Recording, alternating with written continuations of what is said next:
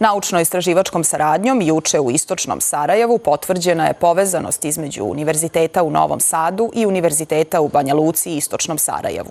24 projekta spojit će ove univerzitete, objediniti akademsku zajednicu i tako stvoriti jedinstveni obrazovni prostor. Vrednost projekata koje finansira pokrajinska vlada je 24 miliona dinara.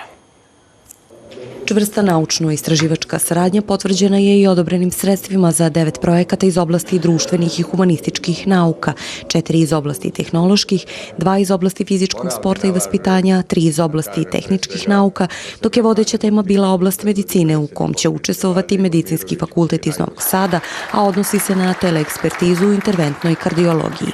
Teleekspertiza je u suštini udaljena pomoć u stručnom rešavanju različitih problema u medicini korišćenjem novih tehnologija, telemedicine. 4 godine saradnje pokazatelj su jedinstvenosti u kulturi, nauci i obrazovanju, kao i jasan prikaz odgovornosti koju vide u visokom obrazovanju u budućnosti.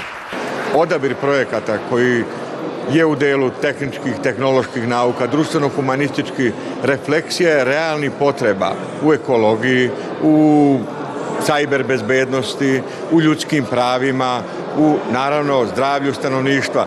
Rekao bih u svim onim temama koje su zajedničke i jednom i drugom području. Cilj je da se stvori jedinstven naučno-istraživački obrazovni prostor, da kažem, našeg nacionalnog identiteta. To su projekti koji su potrebni i Srbiji i Republici Srpskoj, a ukazuju na probleme u prirodnim, društvenim i tehničkim naukama i podižu mogućnost da se bolje razumeju problemi sa obe strane Drine.